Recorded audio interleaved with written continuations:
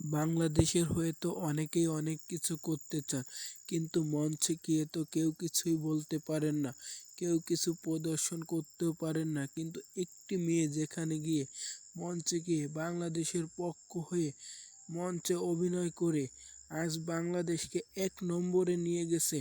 আর আজ সেখানে আপনারা তাকে নিয়ে অনেকে অনেক কথা বলছেন, এমনকি কমেন্টেও বাজে বাজে কথা বলছেন। কেন ভাই? আপনারা পারেন না, সে পারে, সে দেখাইছে, তাহলে তাকে নিয়ে আজ আপনারা এত কেন মাতামাতি করছেন? একজন কমেন্টে বলতেছে, ভাই সানি লিওন অথবা মিয়া খলিফা তারাও কিন্তু তাদের দেশকে রিপ্রেজেন্ট করেছিল। এখানে মাথায় রাখতে হবে কিভাবে রিপ্রেজেন্ট করেছে। নিজের কাপড় খুলে যদি বিশ্বের সামনে নিজের দেশকে তুলে ধরতে হয়, তাহলে আমার কাছে যেটা মনে হয়, বিশ্ব আমার দেশকে চিনল বা না চিনল এতে আমার কিছুই আসে যায় না। আবার অন্য আরেকজন কমেন্টে লিখেছেন, বাংলাদেশের সরকারের উচিত এসব খারাপগুলোকে দেশ থেকে বের করে দেওয়া। সমস্যা কি ভাই? দেশ থেকে কেন বের করতে হবে? আরেকজন বলতে, তাহলে বোঝো বাবা, তুমি সুন্দরী নাকি তোমার পাছা আর মানে কি ভাই?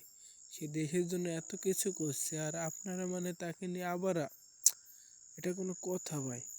আবার আরেকজন বলতেছে কি, দেখেন, তোমার লজ্জাবোধ যখন মন থেকে উঠেই গেছে, তখন বিকিনি কেন? পুরা মানুষটাই পোশাক ছাড়া চললেও তোমার লজ্জা হবে না? আর তুমি নাকি দেশের গৌরব? তার মানে বিশ্ব সুন্দরীর প্রতিযোগিতায় তাদের শরীরে গোপন কিছু প্রদর্শন করা হয়, মানে এটাই হলো কি তোমার সুন্দরী প্রতিযোগিতার মূল কারণ। আর কি কারণ আছে দেখি? এইসব প্রতিযোগিতার মানেই তো মেয়েদেরকে ল্যাংটা করা ভাই।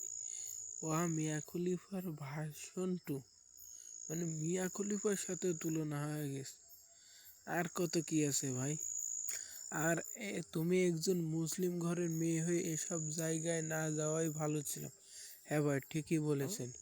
মিথিলা একজন মুসলিম ঘরের মেয়ে, আর একজন মুসলিম ঘরের মেয়ে কখনো এসব করতে পারে না যদি সে নিয়মিত 5 ওয়াক্ত নামাজ পড়ে আল্লাহর কালাম অনুসরণ করে। তাহলে সে কখনো এসব কাজ করতে পারে না। অর্থাৎ যে কোনো ধর্মের মানুষই হোক না কেন, তার ধর্মকে যদি সে ভালোবাসে এবং মানুষ বা সমাজে তারা বসবাস করে থাকে, তাহলে তারা কিন্তু এসব কাজ থেকে অবশ্যই বিরত থাকতে। কিন্তু তিনি একজন নির্লজ্জ, বেহায়া এবং তার থেকে জঘন্য না হলে এই কাজটি সে কখনোই করতো না। কারণ তার শরীরের অঙ্গ প্রত্যঙ্গ অন্য কাউকে দেখাতো না, যদিও দেখাতো তার কি স্বামীকে দেখাতো, কিন্তু সে দেখাচ্ছে কাকে? অন্য পুরুষদের।